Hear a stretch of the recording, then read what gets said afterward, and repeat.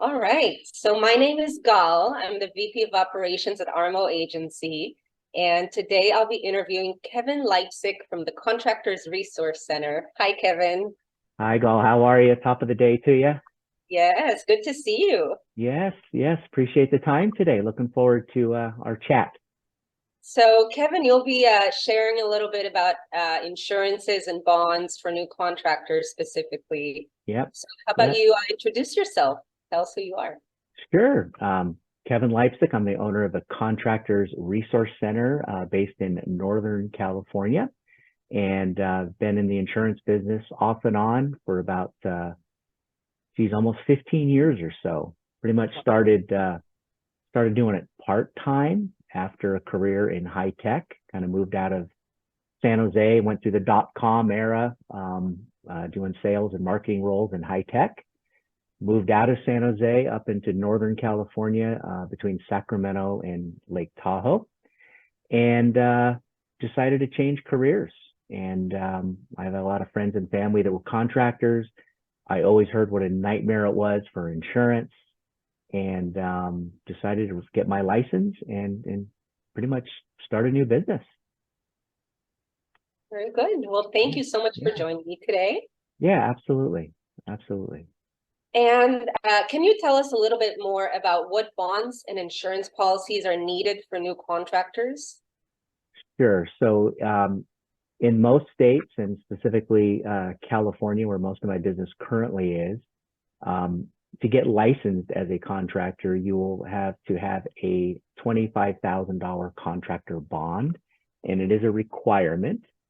Depending on the entity of the business, as an example, if you're an LLC, the state of California will also require an employee worker bond. Both of those are mandatory in California, and a bond is essentially a protection for the consumer or the employees.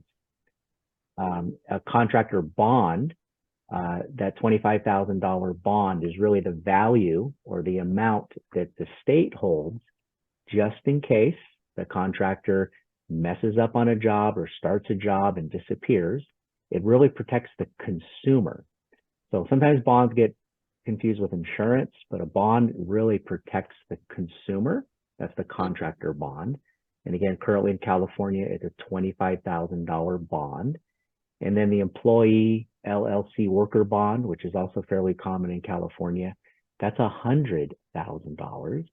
And that bond, again, not insurance to protect the contractor, it is to protect employees in the event there's any type of, as an example, maybe a payroll dispute. So the employee feels that they weren't treated fairly or they weren't paid. They can go to the state of California and lodge a complaint. CSLB will investigate, and there's up to $100,000 available to make that employee whole again. That make sense? It does. So what is Yeah. the difference between a bond and insurance? So again, the bonds protect consumers or employees. Insurance protects the contractor. Okay. So big difference there, and it's a pretty uh, common mistake where people think, well, I'm bonded. They think they're insured. Again, the bond protects not the contractor. And we talk about insurance. Most common type of insurance for contractors is general liability insurance, and that protects the contractor from claims or disputes that a consumer might have against them as a contractor. And it also covers legal fees. A lot of people may not realize that, but the liability insurance covers you for anything you're liable for, as well as help you defend yourself in a court of law. And the common limits for general liability insurance are typically $1 million per occurrence or 2 million aggregate. And that may be a new term for you. Aggregate essentially means combined. So 2 million aggregate, you could have, and hopefully not, but say 4 claims for 500,000 or 2 claims in a policy year, which is 12 months. 2 claims of 1 million would be aggregate. So again, in summary, General liability insurance protects the contractor from claims against them and will have money available up to 1 million per occurrence or 2 million aggregate in a 12-month policy year. Thank you. Yeah. And what are the average costs for a new bond, insurances? How Yeah. much the new Yeah. contractor expect to So pay? good question. So bonds are completely based upon credit scores. So the bond companies will do what they call a soft credit check. The better your credit, the lower the cost. So as an example, a contractor bond in California. Right now, as we're recording this in end of June 2023, with fair credit, good credit, you're going to pay around $300 for the year. That's a one-time cost, and that's that $25,000 contractor bond. Poor credit or bankruptcies could be up to $1,000 plus for that contractor bond. So again, based on credit, starting at $300 on up. That's the contractor bond in California. The LLC bond, if you're starting a business as an LLC with good credit, those prices with the bond companies in California typically are about $2,000 on up. Okay. Yeah, and the cost of insurance, boy, that's a big one, right? That can really vary. The drivers that will impact your cost for general liability insurance as a contractor, the most common will be, or the most important factor in the cost of insurance is going to be the license type. So you can example a C39 or a roofing contractor in California is going to pay quite a bit more in liability insurance than maybe the C10 electrical contractor or the B2 or the B licensed remodeling contractor, because it's based on risk, right? And when there's accidents with the roofer versus the gardener or the electrician, the cost of those claims are going to be more expensive. So that's the first determining factor that is going to be determining your cost of liability insurance. The other factors are the gross receipts your business might do. As you can imagine, Gal, the higher gross receipts a business is going to have, the more expensive the insurance could be, because there's more risk associated with that claim.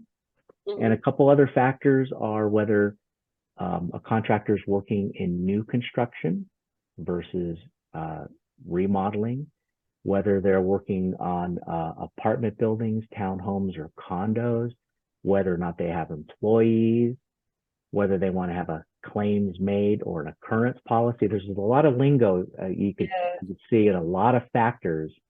But to answer your question, right, those are the different factors. In general, I'll use a B licensed remodeling contractor in California, very common class code. They could be as low as $1,200 a year to as high as $5,000 a year, depending on all those variables.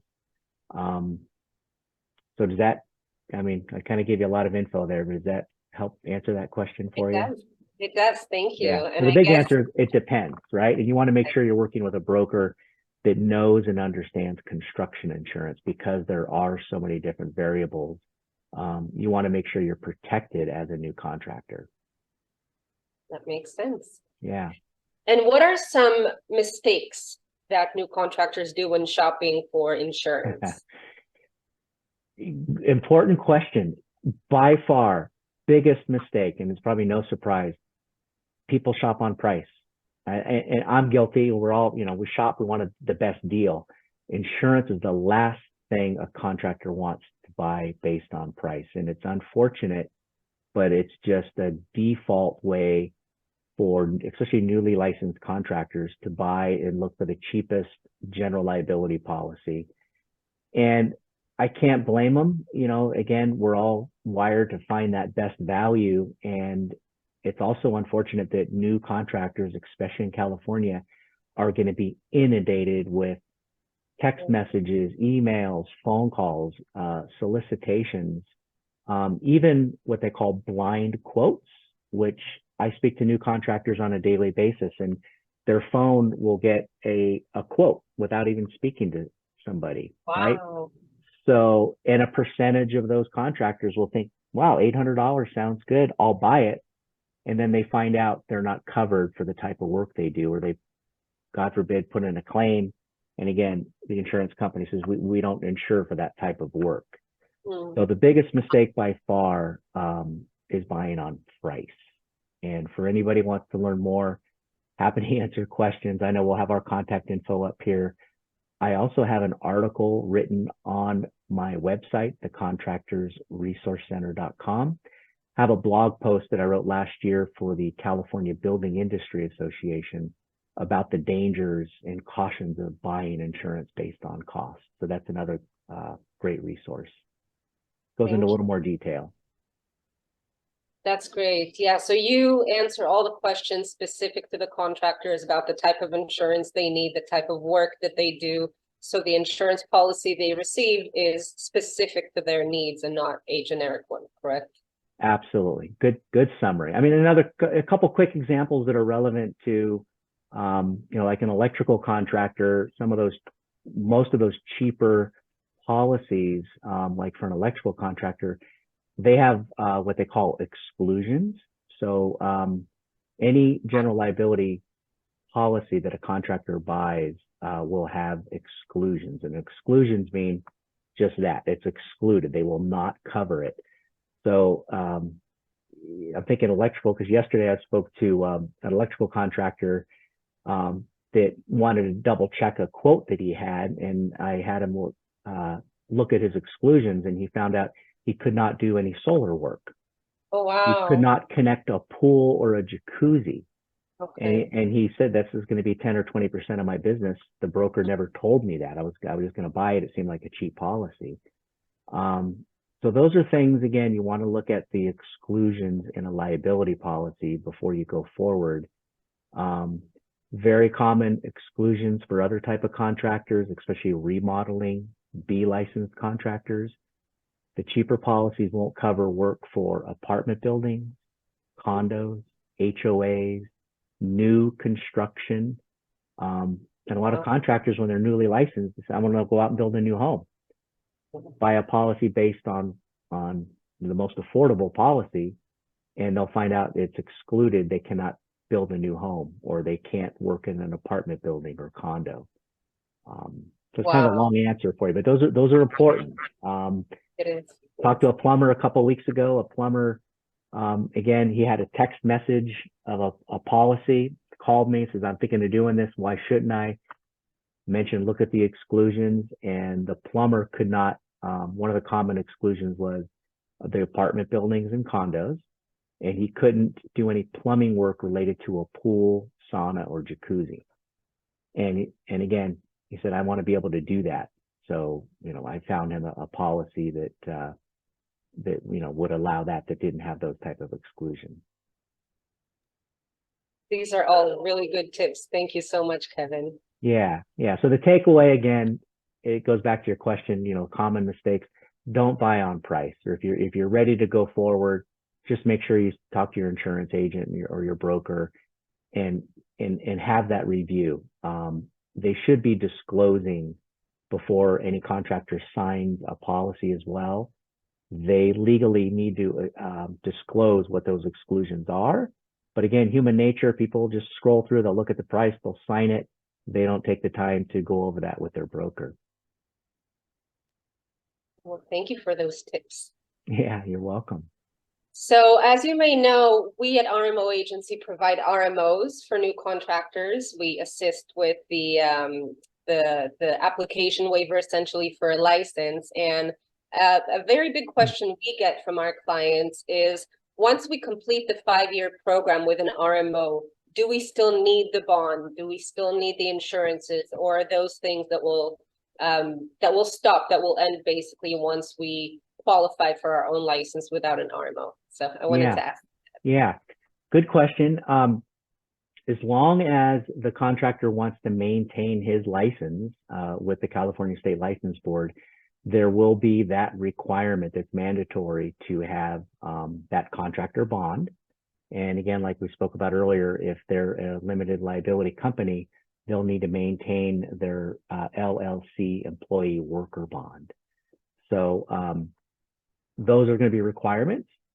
Workers' comp will be required as well, depending on the class code.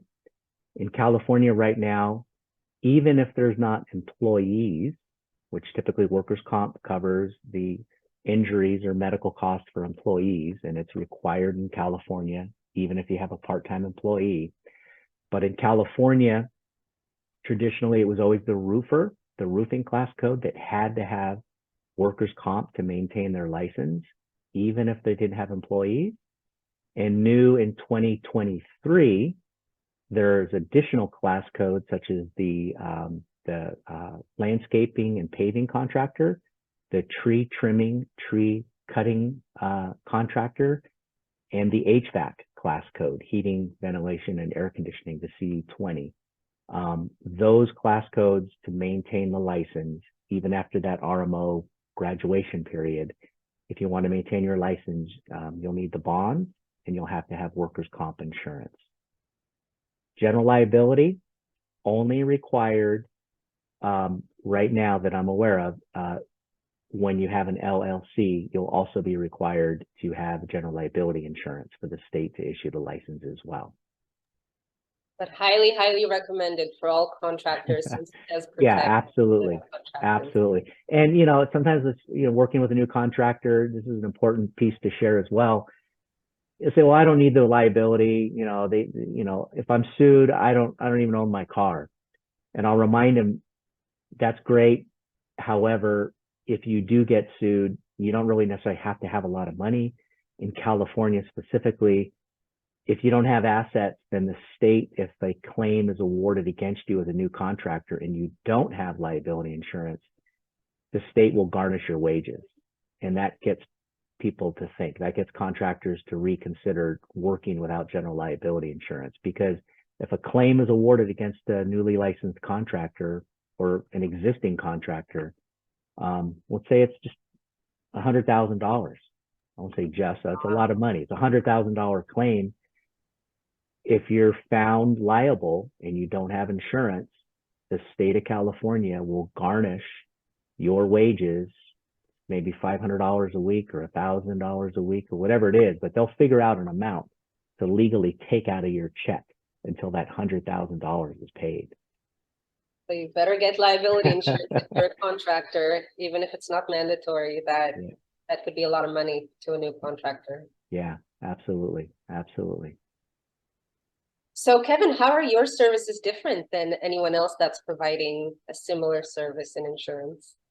Oh, one of my favorite questions. I appreciate you asking that. You know, you could go online and get insurance online. There's pros and cons on doing that. You could call different brokers and get construction insurance. My advice, before I guess talk about the differences between my business and others, is if you are ready to start shopping for insurance, make sure you work with somebody that knows and understands construction. It's completely different than generic business insurance. So tip number one. In terms of my difference, one of the things I did differently when I started my agency is, besides doing insurance, I wanted to really help, especially the newly licensed contractors. So over the years, because I've been in the business 15, 20 years or so, I've been fortunate and blessed. I have relationships with legal contractor attorneys, payroll professionals, bookkeepers. I have a great center, contact center of professionals that can help that newly licensed contractors. I make my income off insurance, but part of the services I provide that most, if not any other broker I've come across, offers these type of services for their clients. And besides those other professional services of legal help, payroll, bookkeeping, marketing, I also have and created, when I started my agency, Facebook groups to help plug these newly licensed contractors into, to help them market themselves, to help them build relationships with other trades in their community, as well as occasionally get a free lead. And what I mean by that is these groups, as an example, if you're in Los Angeles and a homeowner gets on Facebook and says, looking for a roofing contractor in Irvine. And if they're in our Facebook group, they could post that request, and it gives the contractors an opportunity to respond. So in summary, I guess, some of the differences, the professional services I provide, as well as the marketing help and support to help them ensure that they're successful in starting their business. I guess one other last point that's different. I've been very active, and I've served as board members and membership committee members on the California Building Industry Association, as well as the National Association of Remodelers. So I'm very active in the trades and the contractor associations in California, which allows me to keep up on current laws and issues that impact contractors. Wonderful. So thanks for asking. That's kind of a long answer, but I think it's important. It's not, I just don't do insurance. I help and consult, make sure you get the right policy at the most affordable price, but I want to make sure, and I've got a vested interest to make sure that that contractor is successful. And one of your Facebook groups has almost 20,000 members? Yes. That's today. It's the California Contractors Licensed and Insured Facebook group. That's the first one I started. And when I saw the success of that really growing, year and a half ago when I started that group, I also have other groups that are trade specific. So I have and manage California Roofing Contractors Licensed and Insured, California HVAC Contractors Licensed and Insured, plumbing, landscapers, painters. I have all these specific groups to support clients.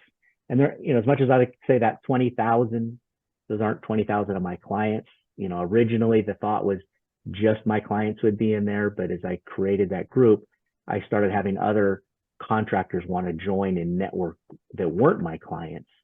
And I figured there's more to gain by allowing them in. The only criteria is, like the name says, licensed and insured. I want to make sure that anybody that's in that group provides their proof of insurance and their license number, because that's a big difference between the groups that I manage, the licensed and insured groups, compared to a lot of every other California contractor group that I know of. It's a little bit of everybody and anybody in that group. Who may not be licensed. Pardon me? Who may not be licensed. Who may not be licensed. The other groups, not in yours. Absolutely. So that, again, that's a big differentiator. As soon as I get somebody insured, whether it's a referral from the RMO agency or somebody contacting me through the website, once I know they're insured, I want to at least give them the option. Would you like to join this group and connect with other contractors? So it's a great forum. It's fun to see all the activity in there. It's such a great resource for new contractors. Yep. Getting them connected with other local contractors and other service professionals. Yep. And then I also own and created a YouTube channel called Contractor TV, which we've interviewed you and profiled RMO agency on there. And that's a YouTube channel dedicated to support not only California contractors, but mostly residential contractors. And there's topics on there about marketing and bookkeeping and payroll services and legal services, all designed to help help that contractor be successful in business. And that's Contractor TV on YouTube. Great. Yeah. Well, Kevin, that has been so helpful and so educational. I really appreciate your time and your help. And absolutely. In fact, we'll post this video, if it's okay with you. We'll post it on our YouTube channel as well. Yes, we both will. And we'll do it again. This is really, really helpful to new contractors and existing contractors to get educated a little bit about insurance and bonds and all the requirements. Perfect. I appreciate the time, Gal. And if anybody has any questions about insurance or bonds or marketing or any of the services I provide, love to help out. We'll have all our contact info up above in this video. And Gal, thanks for the time today too. I appreciate it. Great question. Thank you, Kevin. All right. All Have right. a wonderful day. All right. Bye-bye. Bye-bye.